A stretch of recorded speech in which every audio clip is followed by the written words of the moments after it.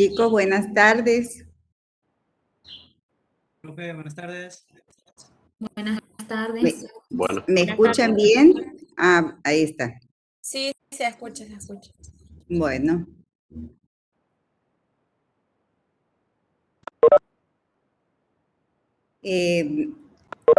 ¿Han visto el trabajo práctico que he subido?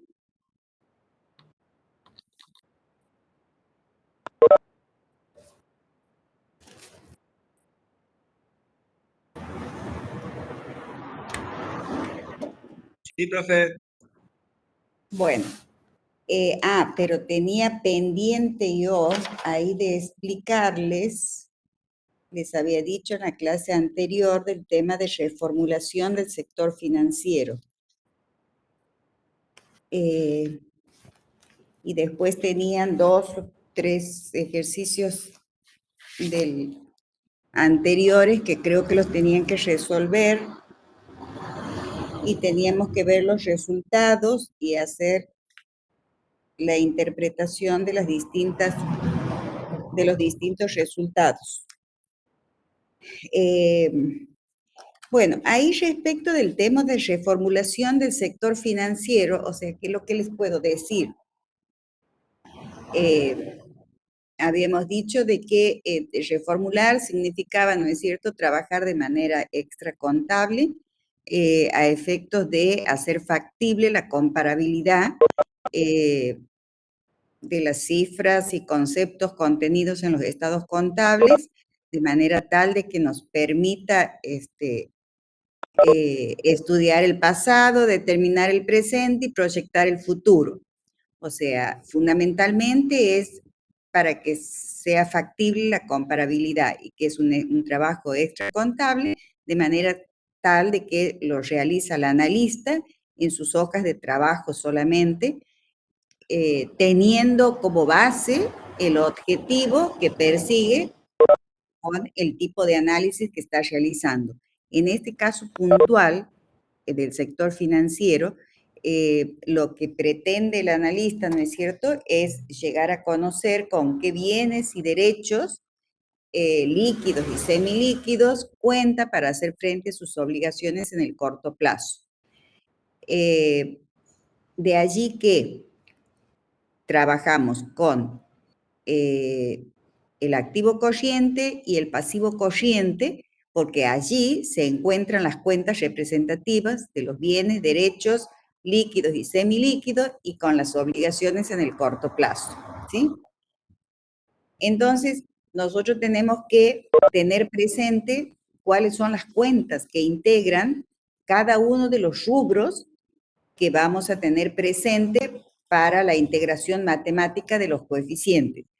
Y dentro de cada una de las cuentas, es decir, saber el significado, ¿no es cierto?, del saldo de cada una de ellas y si es que se van a convertir en líquidos, los derechos semilíquidos y los bienes que no están líquidos, ¿sí? Nosotros teníamos aquí en la integración matemática de los coeficientes de liquidez el rubro caja bancos, que está integrado por cuentas representativas de bienes líquidos, o sea que ahí no habría ningún problema, ¿sí? Luego tenemos inversiones transitorias, en el supuesto caso de que la empresa con la que se está trabajando posea inversiones corrientes, que serían bienes semilíquidos. Ahí, lógicamente, tenemos que tener presente que se van a convertir en líquido dentro de los 12 meses siguientes. O sea que son cuentas que también van a intervenir en la integración matemática. Luego vamos al rubro créditos. El rubro créditos está formado por 2 subrubros, créditos por ventas y otros créditos. Dentro de créditos por ventas, las cuentas representativas, sabemos que son deudores por ventas, documentos a cobrar en el supuesto de que haya cuentas a cobrar documentadas, deudores morosos, deudores en gestión judicial. Puede que por alguna práctica contable de la empresa que se trate, existir la cuenta de deudores incobrables, que en ese caso, o sea, tendríamos que ajustarla o tener presente si es que se constituye o no la previsión. Pero bueno, si existe la cuenta de deudores incobrables, o sea, lógicamente a nosotros no nos interesa, o sea, no nos sirve, no nos es útil para el objetivo que perseguimos. Después tenemos la cuenta de previsión para deudores incobrables.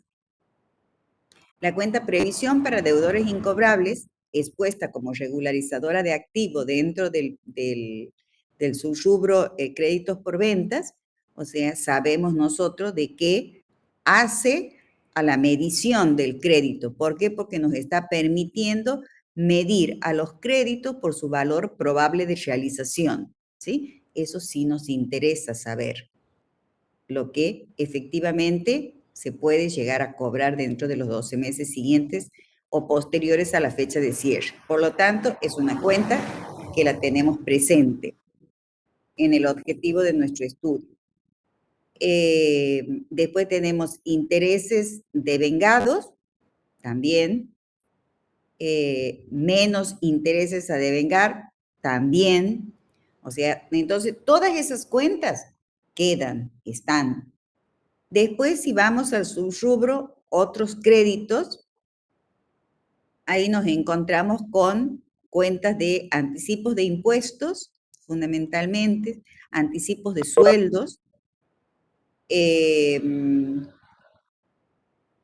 el caso de los anticipos de impuestos, por ejemplo, anticipo de impuesto a las ganancias, ¿sí?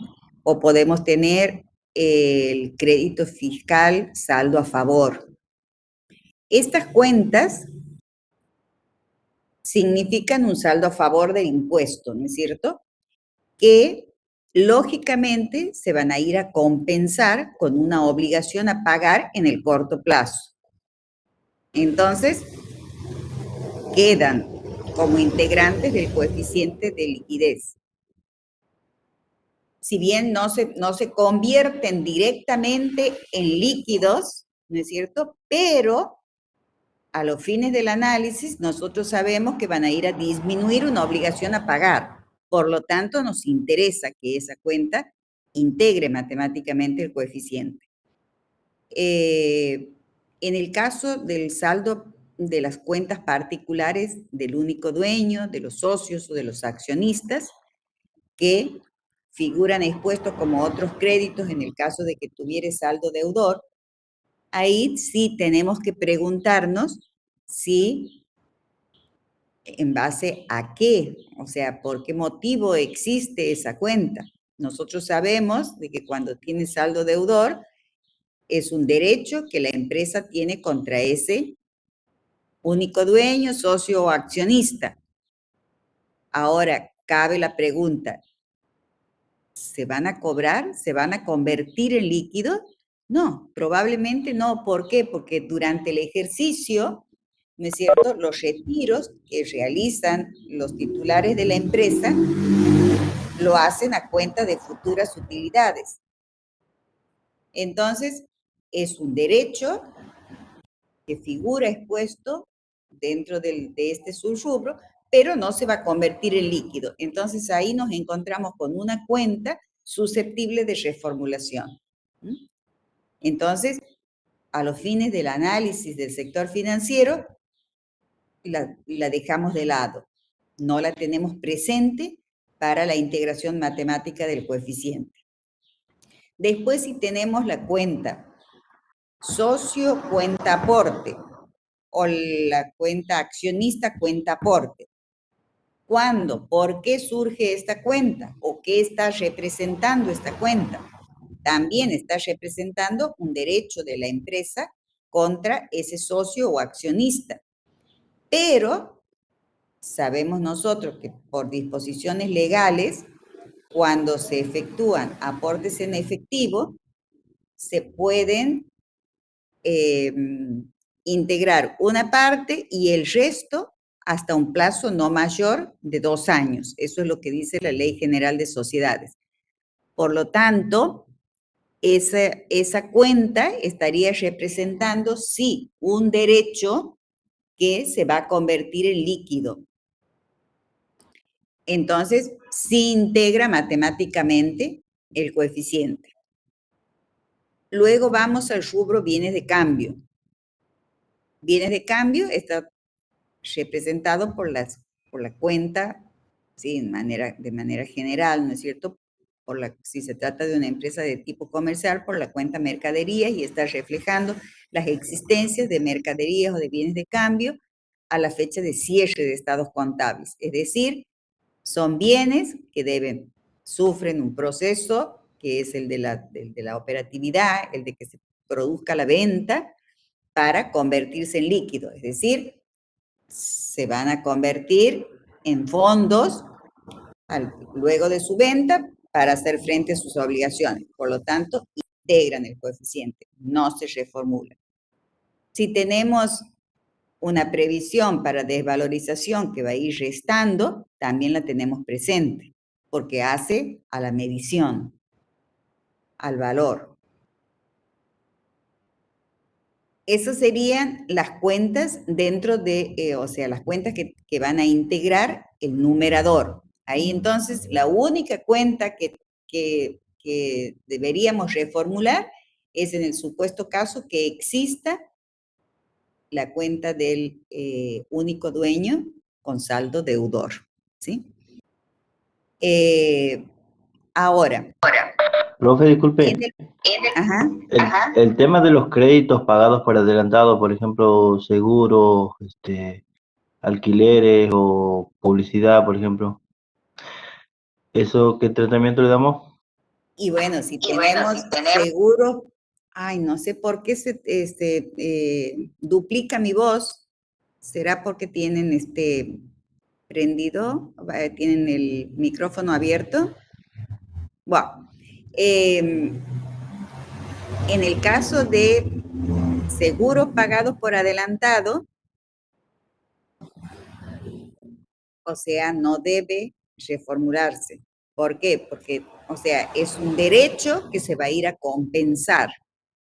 Supongamos de que la política que sigue la empresa es con una compañía de seguro X, que actualmente ya no se da, pero en el supuesto que llegase a darse, de que se pague por adelantado 6 meses de seguro. O sea, eso responde a una cláusula contractual con la compañía de seguro. En ese caso, es un derecho que no se va a convertir en líquido, pero sí se va a ir a compensar. Por lo tanto, lo tomamos en la integración matemática. Lo mismo ocurre con el caso de los alquileres pagados por adelantado que figuren en créditos. Eso es más factible que ocurra, alquileres pagados por adelantado, ¿sí? También es una cuenta que se va a ir a compensar con una obligación a pagar, ¿sí? Por ejemplo, qué sé yo, tenemos un alquiler adelantado por 6 meses y a la fecha de cierre se han devengado, qué sé yo, 4 meses y nos quedan 2 meses aún. O sea que dentro de los 12 meses siguientes a la fecha posterior al cierre, esos 2 meses se van a compensar con una obligación a pagar en el corto plazo. Por lo tanto, forma parte del coeficiente. ¿Sí? Sí, profe, gracias. Bueno. Después vamos al numerador. Al numerador de los coeficientes de liquidez. En el numerador, o sea, yo les he dicho, les he hablado, que está integrado por las deudas corrientes, ¿sí? Al decir deudas corrientes, o sea, estamos ya considerando las obligaciones a pagar dentro de los 12 meses siguientes a la fecha de cierre. Si de pronto ustedes en alguna bibliografía o en algún trabajo X se encuentran que el denominador es muy común que ocurra, se encuentran que en el denominador, en lugar de decir deudas corrientes, dice pasivo corriente, o sea, eso es otra cosa. Cuando yo digo deudas corrientes, estoy considerando un subrubro. Mientras que pasivo corriente tengo las deudas y tengo las previsiones. ¿Las previsiones qué son? No son obligaciones. Deudas inciertas. Son deudas inciertas. Entonces, no forman parte de la integración matemática del coeficiente de liquidez. O sea que así como en el sector patrimonial a las previsiones las debíamos reformular, también en el sector financiero, en el supuesto caso que tengan una integración, que se encuentren con una integración matemática que diga pasivo corriente, entonces la deben reformular. Pero si ustedes lo están realizando al trabajo, directamente trabajan con deudas corrientes. ¿Sí? O sea, eso es importante que lo que tengan presente. O sea, el concepto, el objetivo que se persigue, digamos, con el análisis del sector financiero. O sea, es bienes con los que bienes y derechos con los que se cuenta dentro de los 12 meses posteriores al cierre para hacer frente a las obligaciones dentro de ese mismo periodo. Entonces, todo lo que no sea bienes y derechos y todo lo que no sea deudas corrientes no integra el coeficiente de liquidez. ¿Sí? Ahora, entre las deudas corrientes, nosotros sabemos, ya tenemos las deudas comerciales, las deudas financieras, deudas previsionales o sociales, las deudas impositivas y otras deudas, ¿sí? Dentro de las otras deudas nos podemos encontrar con la cuenta particular del único dueño, socios o accionistas, pero con saldo acreedor, ¿sí? O sea, que estaría representando una obligación a pagar por parte de la empresa a a los accionistas o a los socios, ¿sí? Entonces, ante esa situación, ¿qué es lo que tiene que hacer el analista? Tiene que hacer jugar, o aquí interviene el aspecto motivacional que hemos hablado allá al principio cuando definíamos análisis e interpretación de estados contables, que decíamos que entre los conceptos básicos del análisis estaba la comparabilidad, estaba la motivación y estaba la tendencia. La motivación se refería a ¿qué cosa? Al aspecto motivacional o subjetivo de las personas que tienen a su cargo el desarrollo de la actividad operativa, que es importante que el analista la conozca para saber cuál es la intención, cuál es la decisión que va a tomar respecto de determinados bienes, derechos u obligaciones dentro de los 12 meses posteriores al cierre. Entonces, en ese supuesto caso, es importante de que el analista consulte, ¿no es cierto?, a esos socios o accionistas si esos fondos que la empresa le está debiendo los va a retirar dentro de los 12 meses posteriores al cierre o no. Si es que me responde de que sí, dentro de los 12 meses los va a retirar, en ese caso forma parte de las deudas corrientes. Si me dice no, no tengo previsto retirarlo, en ese caso sí lo debemos reformular como una deuda no corriente. Es decir, que lo pasamos como una obligación, ¿no es cierto?, de largo plazo. O si nos dicen, por ejemplo, no lo vamos a retirar y vamos a constituir o un aporte irrevocable o vamos a proceder a hacer un aumento del capital social. En ese caso, también lo debemos reformular, porque no es una obligación a atender dentro de los 12 meses siguientes a la fecha de cierre, ¿sí? O sea que ahí tendríamos un caso de reformulación de las deudas corrientes. En el supuesto caso que tengamos el saldo de las cuentas particulares del único dueño, de los socios o de los accionistas con saldo acreedor y que no vaya a retirar esos fondos dentro de los 12 meses posteriores al cierre. O sea, ese es un aspecto a tener presente, digamos, en el momento de hacer el análisis. Y esas son, en definitiva, las cuentas que deben reformularse dentro del análisis del sector financiero o para efectuar el análisis del sector financiero. ¿Estamos?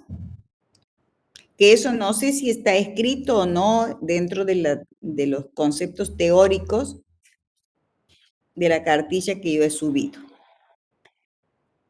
Bueno,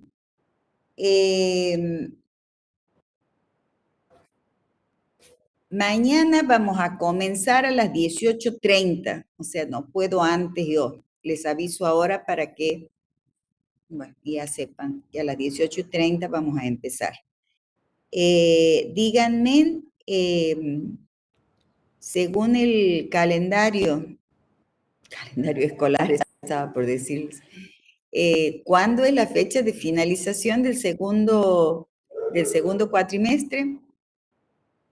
¿Saben?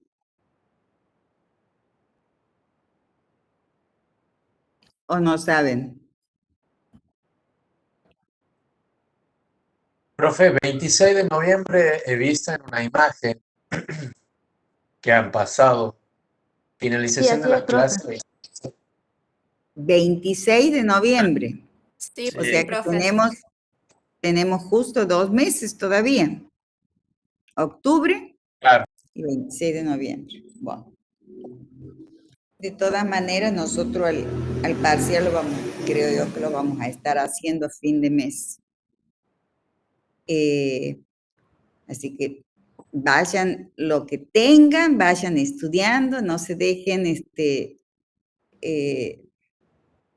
avanzar con el tiempo y que se les junte todo después.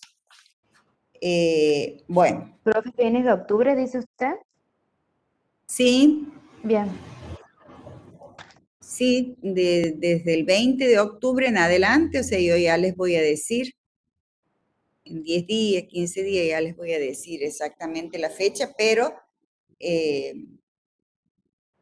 así lo tengo previsto y lo tengo escrito en la planificación de la cátedra, ¿sí? Porque es parcial y recuperatorio.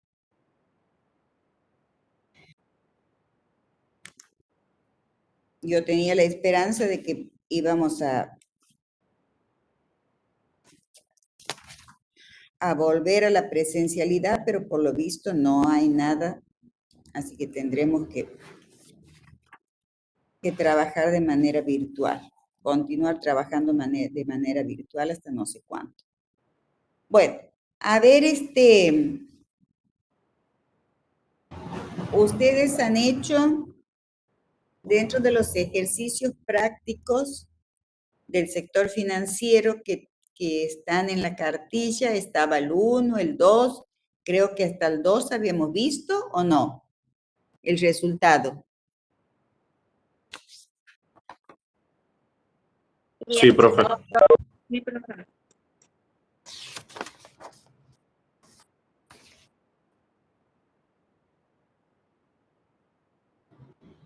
$82,31, el 2 me daba 350,78.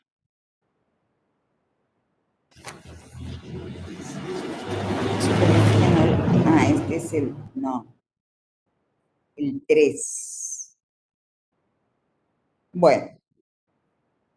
A ver, el caso del 3, ¿lo han resuelto? ¿Al práctico 3 lo han resuelto? Sí, profe. Bueno. ¿Y qué resultado ha obtenido el que me dice que sí lo ha resuelto? A mí me da menos 356,75. Un costo financiero. Costo financiero 356. Con 75. Bueno, sí, a mí me da también costo financiero, nada más que 350, pero bueno. O sea, en este caso del ejercicio 3, tenemos nosotros rotación de cobranzas y rotación de pagos expresado en días, nos da una diferencia positiva de 29 días. ¿Sí?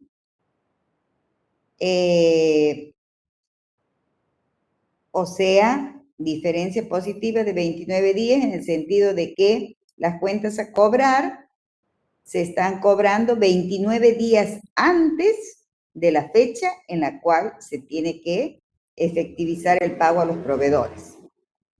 Luego los segmentos de tiempo me indica de que se cobran 2 veces al año y se pagan también 2 veces al año.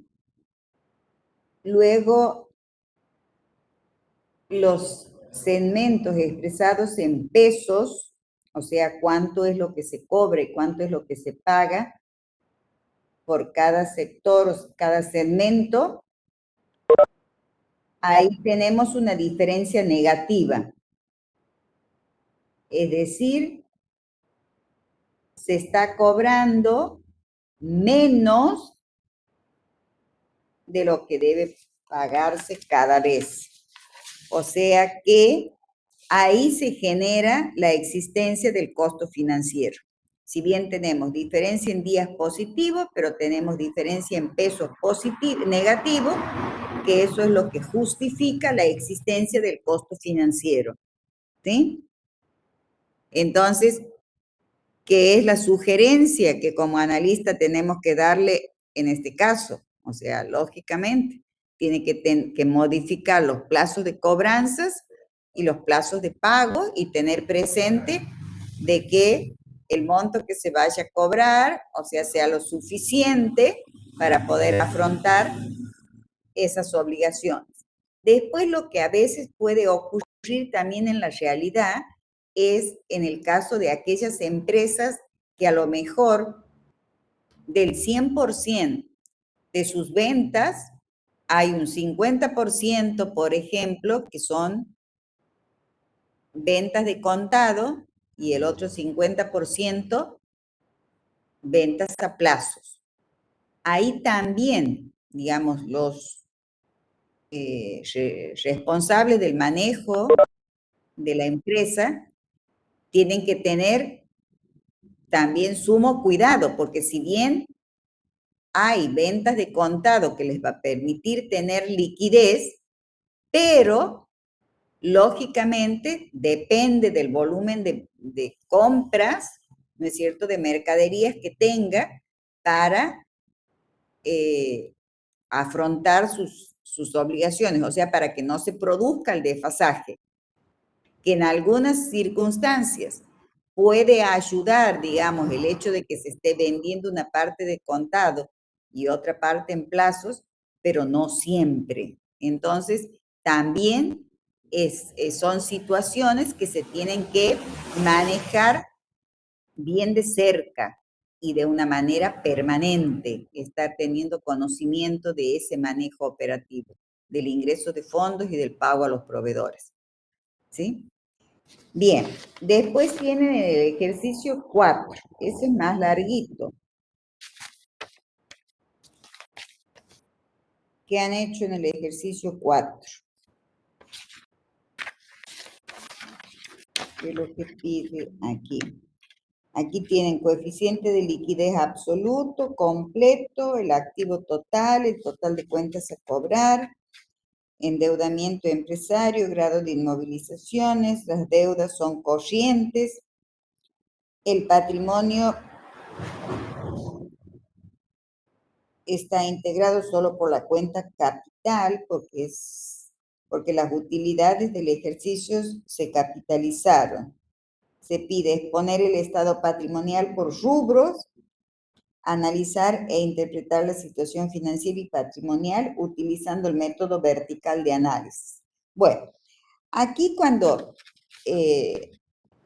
estamos estudiando análisis e interpretación de estados contables, si bien nosotros en la unidad número 1 de la materia hemos visto en detalle cuáles son las normas legales y contables vigentes en materia de exposición y que debemos observar, entonces, cuando resolvemos los ejercicios, yo siempre sugiero que, o sea, si bien tenemos presente cuáles son las normas en materia de exposición, pero para la resolución de los ejercicios por razones de tiempo, de pronto, cuando yo les digo exponer el estado de situación patrimonial por rubros, como dice aquí, o sea, es justamente por el tiempo, porque si yo necesito evaluarlos a ustedes respecto de la forma de exposición, o sea, voy a dar otro ejercicio en donde voy a pedir eso, que me estén indicando cómo es la forma de exposición. Pero en este caso, lo que nosotros estamos haciendo es análisis de los estados contables. Y yo sugiero de que cuando hacemos la exposición, en el momento de la resolución de los ejercicios, o sea, lo hagamos de una manera, o sea, básica, ¿sí? O sea, simplemente respetar los rubros y las cuentas que integran el activo corriente, el activo no corriente, pasivo corriente, pasivo no corriente y patrimonio neto, ¿sí?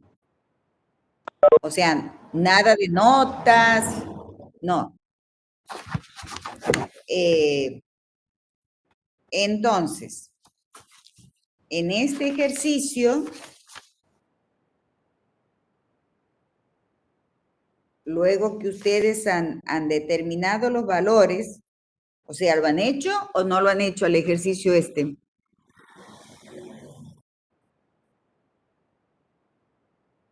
Yo no, profe. ¿Cómo? Yo no he llegado a hacerlo. Bueno, el tema es que es un ejercicio que lo tienen que hacer porque les ayuda al razonamiento. O sea, todos estos ejercicios no es para que los aprendan de memoria, simplemente es para que razonen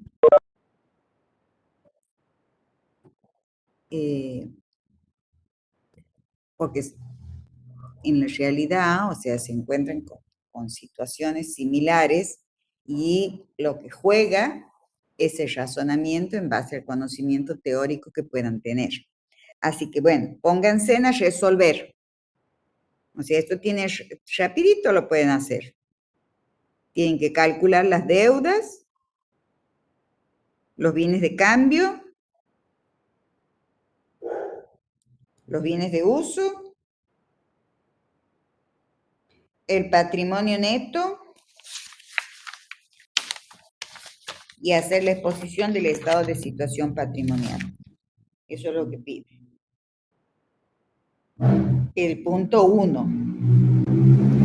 Eso es lo otro que también tienen que tener presente ustedes en la resolución de los ejercicios. Cuando se pide A, B, C o 1, 2, 3. Ese orden que se pide de que se resuelva en ese orden no es caprichoso, sino que es a la vez para ayudarlos a ustedes. Lo primero que tienen que hacer en este caso, para luego poder hacer el análisis del sector financiero, es es poner el estado de situación patrimonial. ¿Mm?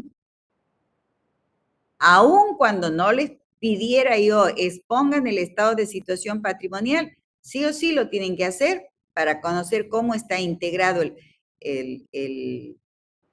los rubros del activo corriente y cómo están integradas las deudas. Eso siempre lo tienen que tener presente, o sea, al orden que se solicita para la resolución del ejercicio. Y aquí dice, utilizando el método vertical de análisis, que es otra de las cosas que también es lo que hacemos normalmente cuando resolvemos ejercicios, todo por razones de tiempo, ¿sí? Bueno, comiencen a trabajar para que después al menos lo leamos al ejercicio 5, aunque ahí tienen la resolución.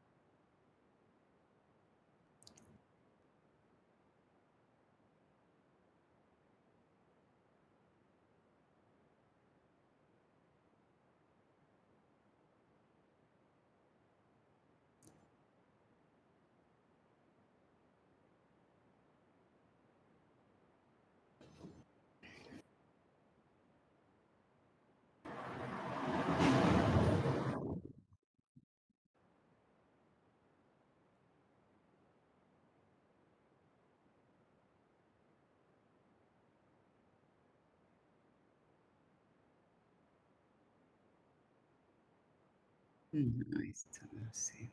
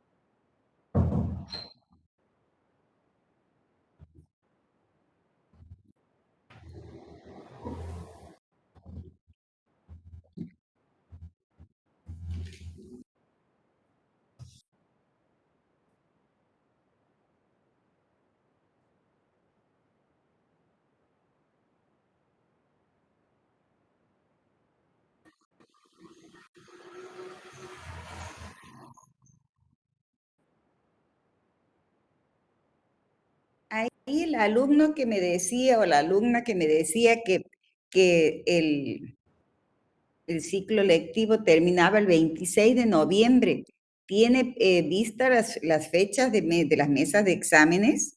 O sea, me parece tan raro esa fecha de finalización cuando las fechas de los llamados de noviembre ya deben ser, son alrededor del 20, en esa semana del 20 al 26 de noviembre. El 13 de noviembre es la mesa, profe, de examen, en noviembre. El 13 de noviembre es la mesa. Ajá. Comienza la mesa de noviembre. El primer llamado. Sí. Claro, o sea, en el mes de noviembre, en octubre no hay mesas y en noviembre es el 13 recién. Claro, pero por eso, pero es ya es las mesas de examen de diciembre que tienen 2 llamados. 3 llamados tienen ustedes. Tienen en Claro. noviembre y tienen 2 en diciembre. No El sé 13 de noviembre es una y a fines de noviembre hay otra. La de noviembre Yo tengo aquí es un desde el calendario 15 hasta el que empieza el 19. 15. Ajá, ese tengo yo también. Y Ajá, después tenemos la otra mesa que es en diciembre, que empieza el 29 de noviembre hasta el 3 de diciembre. Y la última, Ajá. que es el 13 hasta el 17. Sí, ese tengo yo también. Bien, Sería o sea que el 19. primer llamado es del 13 al 17. El No, segundo profe, del 15 al llamado, 19. El primero es del 15 al 19 de noviembre. El segundo es del 29 al 3, entonces del 29 de noviembre al 3 de diciembre. Y el último sería del 13 al 17 de diciembre, perdón. bien, entonces más con razón, si no sé por qué está puesta la fecha de finalización, el 26 de noviembre, más con razón nosotros tenemos que estar terminando como máximo, sí, ahí, al 13 de noviembre. O sea, parcial y recuperatorio hasta esa fecha. Bueno, gracias por la información.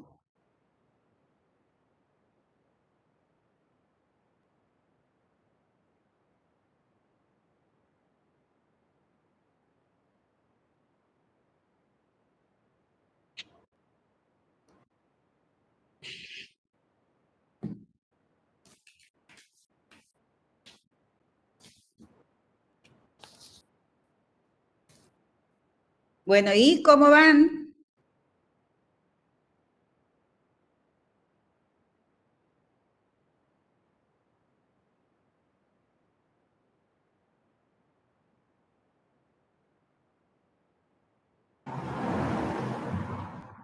Bueno, a ver, yo les voy a ir leyendo de mi resolución aquí como para que vayan anotando ustedes para que podamos avanzar, porque si no, no vamos a avanzar. Ejercicio número 4. El primer punto que ustedes tienen que resolver es el cálculo de las deudas totales, lo cual lo determinan mediante la utilización del coeficiente de endeudamiento empresario que dice 67%,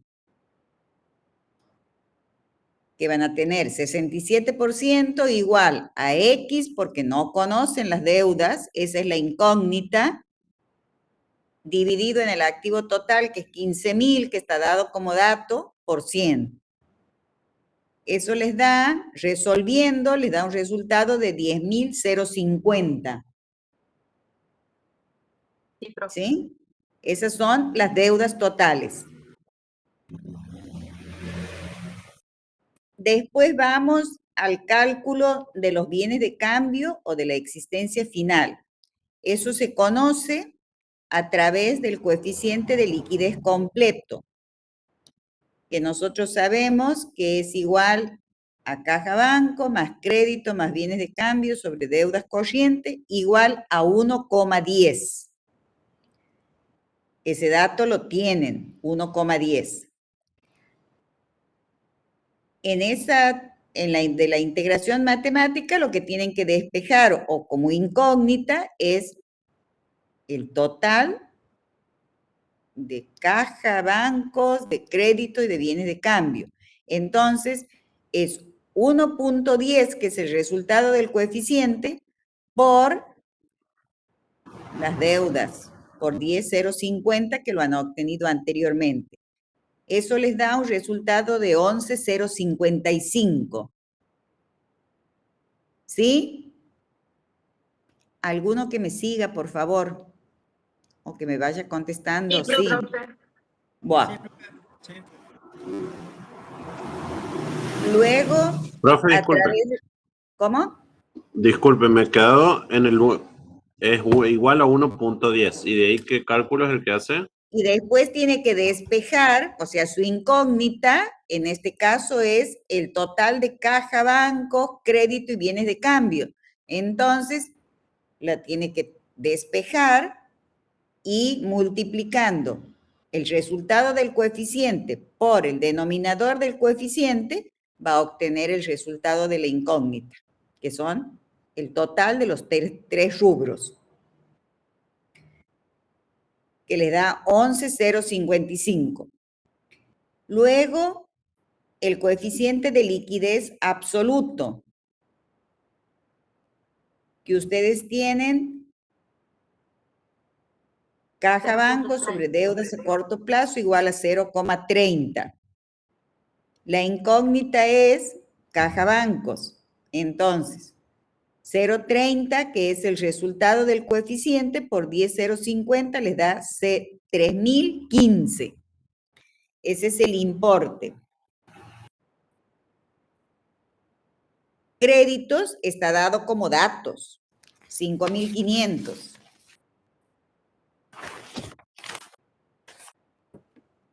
Sí, las cuentas a cobrar 5.500. Entonces, si ustedes tienen que caja banco más crédito más bienes de cambio es igual a 11,055, que lo han determinado ustedes, también han determinado que caja banco es igual a 3,015, créditos de 5.500, que está dado como dato, entonces bienes de cambio lo van a obtener por diferencia. 2.540. 2.540, exactamente. Muy bien.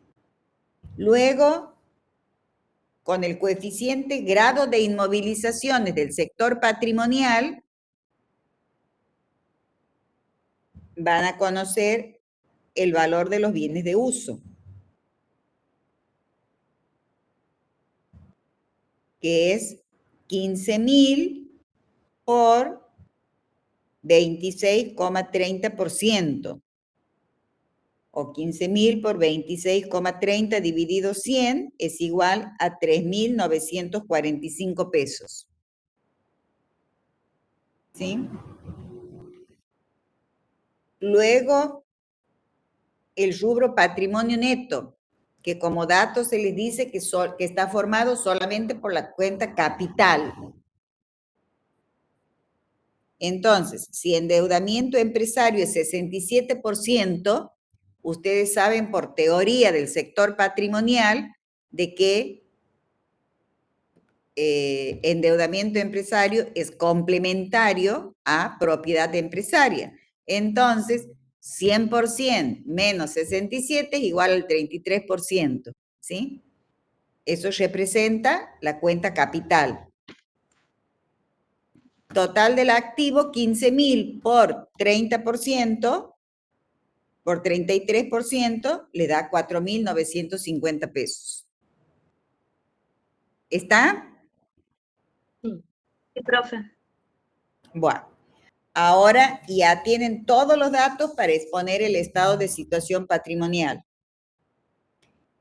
Dentro del activo tienen activo corriente, caja bancos 3.015, crédito 5.500, bienes de cambio 2.540. Dentro del activo no corriente tienen solamente bienes de uso 3.945. Total del activo 15.000. Si van al pasivo, tienen que el pasivo corriente está formado solamente por deudas comerciales, que es 10.050. O 150. No me acuerdo. 0,50. 0,50. Bueno. Luego, pasivo no corriente, 0, no tienen.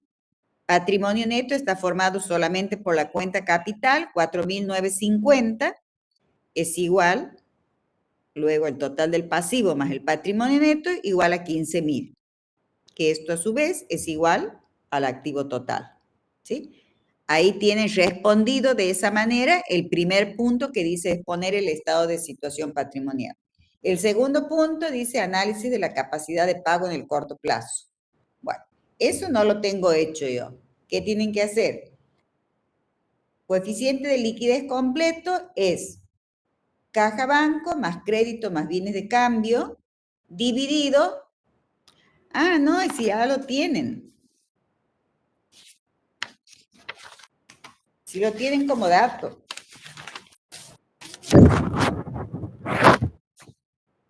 Coeficiente de liquidez completo es igual a 1,10. Coeficiente de liquidez seco lo tienen que obtener ustedes, que no sé cuál es el resultado que les va a dar. A ver. 0,85. Bueno, coeficiente de liquidez absoluto 0,30. Bien, ahí tienen los tres coeficientes del sector financiero. Determinen las disminuciones o las variaciones entre el completo y el seco y del seco al absoluto. Yo eso no lo tengo resuelto aquí en mi resolución. No sé cuánto les da.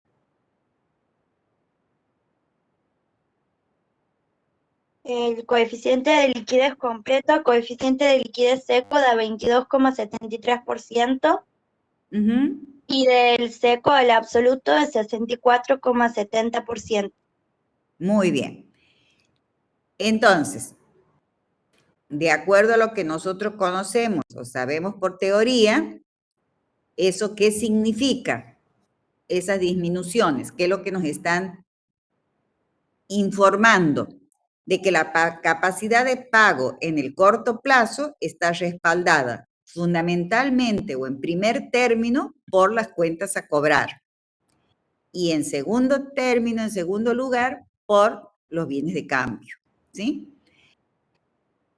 La variación entre el completo al seco de 22, no sé cuánto que me ha dicho, estaría dentro de las variaciones o disminuciones normales o razonables, porque tenemos en el numerador 3 rubros, por lo tanto, la variación normal tendría que ser un 33%, ¿sí? Que es la representatividad de cada uno de los rubros dentro del total. Está por debajo del 33%, o sea que, conclusión, no hay exceso de existencias finales, ¿sí? Es razonable el importe, no hay improductividades por existencias de bienes de cambio. Ahora, si vamos a analizar la otra variación, del seco al absoluto, me ha dicho 62%. Teniendo como base que la variación normal debe ser un 50%, ahí estamos observando que existe en principio un exceso de cuentas a cobrar. Motivo por el cual sería conveniente analizar los coeficientes de rotación de cobranzas y de pago, que en este caso puntual del ejercicio no lo podemos hacer porque no tenemos datos para hacerlo. Pero aquí el problema que se está manifestando en principio es de que la capacidad de pago se está respaldando en las cuentas a cobrar. Tenemos que averiguar si esas cuentas a cobrar se van a convertir en líquidas dentro de los 12 meses siguientes al cierre, ¿sí? Esa sería la interpretación que deberíamos hacer de los resultados de esos coeficientes. ¿Está claro? Sí, profe. Sí, profe. Bueno, muy bien. Vamos a empezar con el práctico 5 de la cartilla de sector financiero, en donde ustedes tienen como datos ahí cuentas del activo, cuentas del patrimonio neto,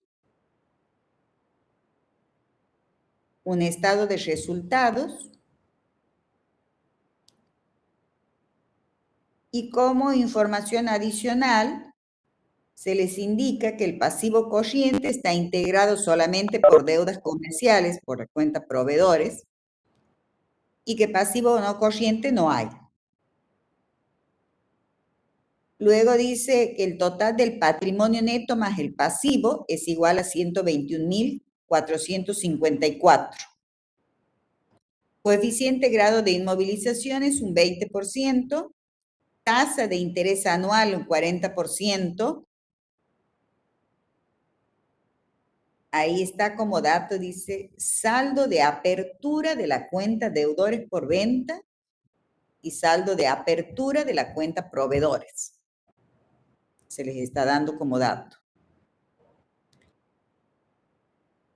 Luego dice que los datos consignados corresponden al ejercicio cerrado al 31 del 12 del 2005 y pertenecen a una empresa, aquí me ha salido cruzado el pase, bueno, pertenecen a una empresa unipersonal que comercializa muebles de oficina.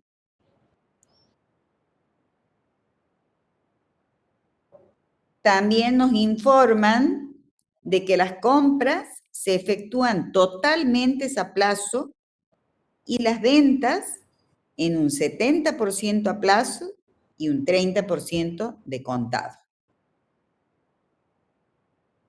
¿Qué se pide que resuelvan? En primer término, es poner el estado de situación patrimonial al 31 de diciembre del 2005. Y luego, analizar e interpretar la situación patrimonial, la situación financiera al 31 de diciembre del 2005, teniendo presente que el único dueño, o sea, es una empresa unipersonal según esa información, decidió respecto de las utilidades del ejercicio capitalizar 10.000 y el resto acreditar en su cuenta particular para futuro retiro dentro de los 12 meses siguientes al cierre. O sea que ustedes aquí, si observan, en el estado de resultados, dice, resultado neto del ejercicio, 22.546 pesos. Respecto de ellos, el único dueño decidió que 10.000 pesos lo va a capitalizar y el resto, o sea, 12.546, lo va a acreditar en su cuenta particular para retirarlo dentro de los 12 meses posteriores al cierre. ¿Sí? Esa es la información que tienen. Y después tienen la resolución. Que yo quiero que la empiecen a leer ahí a la resolución y me vayan consultando, porque yo he hecho la exposición de la situación patrimonial, el análisis del sector patrimonial y después el análisis del sector financiero.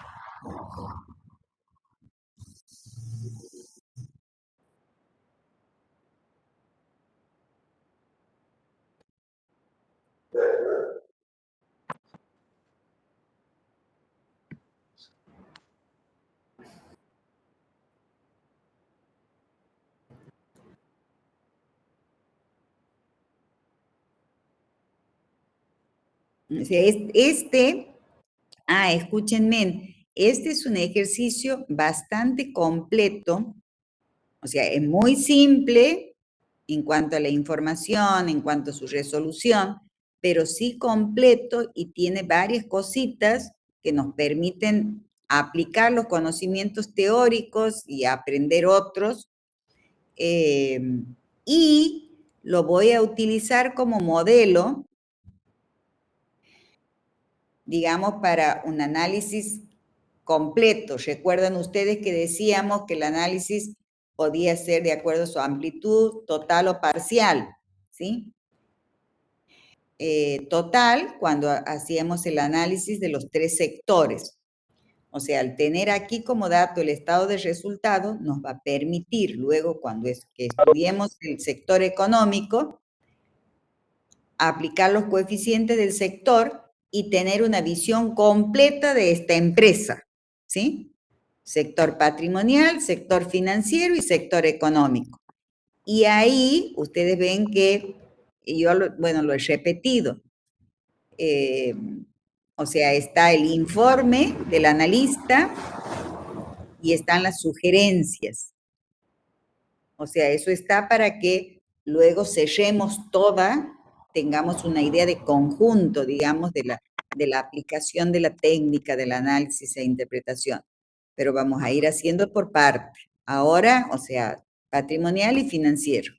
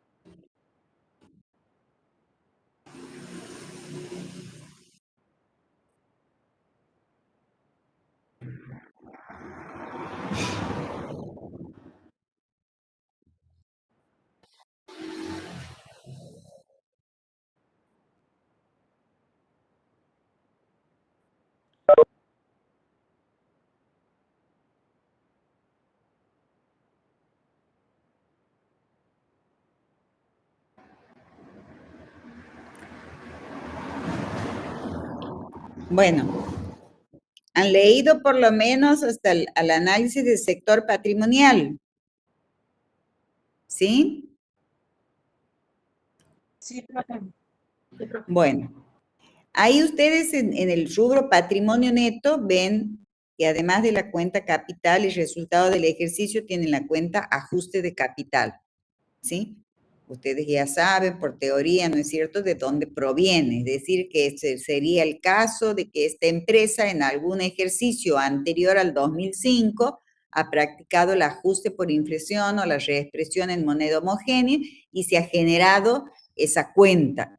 Por lo tanto, es integrante del patrimonio neto.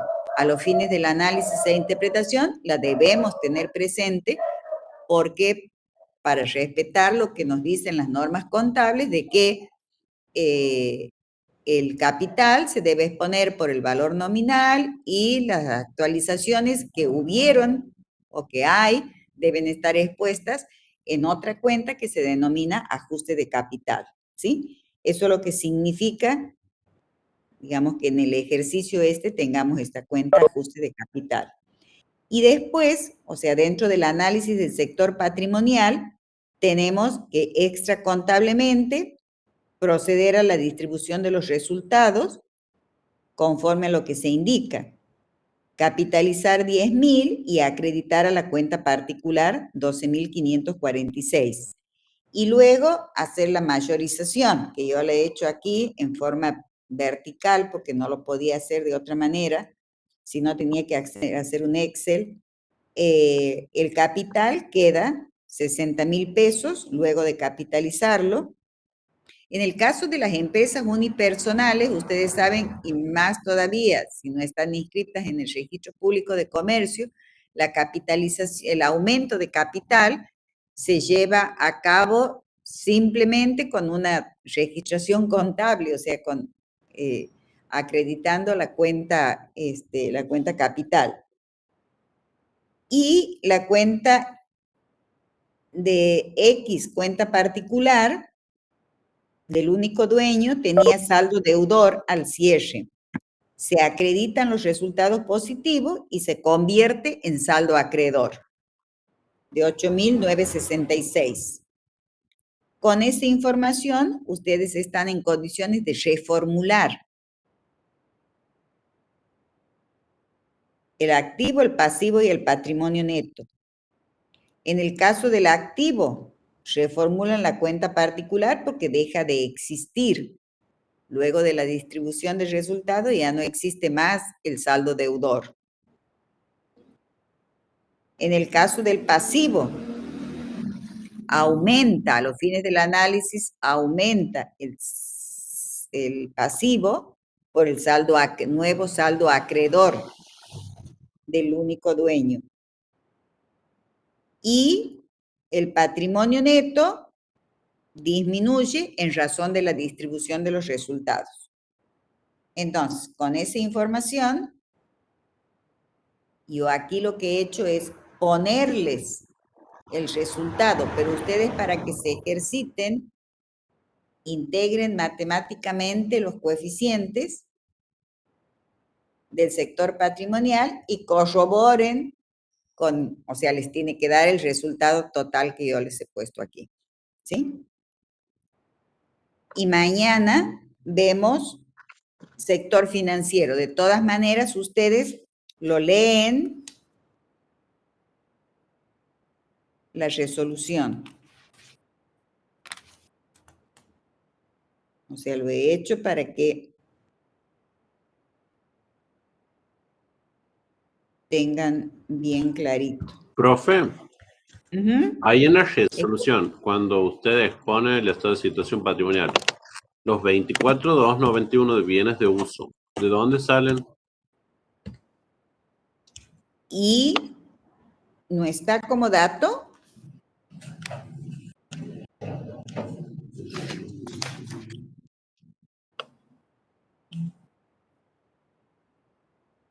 No, grado, sí, en el punto 1.6, ¿sí? Sí. Dice, coeficiente grado de inmovilizaciones igual al 20%. Claro, pero ahí está calculado los 121,454 por el 20% y da 56,545. Ah, no sé. Por eso no sé de dónde es el 24,291. No, 56,545 no son los bienes de cambio. Sí, ahí está como mal puesto, pero este de los bienes de cambio. Si hace el activo por el 20%, ahí sale lo de bienes de uso. Ah, bien. Claro, está mal puesto aquí en el punto 3. Ah, se ha corrido. Ajá, parece. Ahora sí, ahora sí. Porque en el estado de resultados, ustedes tienen existencia final de mercadería 56,545. Y ese es el valor de las existencias finales que también se deben exponer en el estado patrimonial.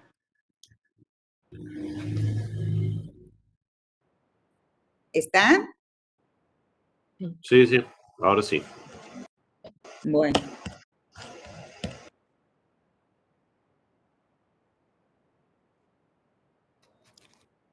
Bueno, dejamos ahí y nos vemos mañana a las 18:30. Hasta mañana, profe. Neta, hasta mañana. Hasta mañana, profe. Chao.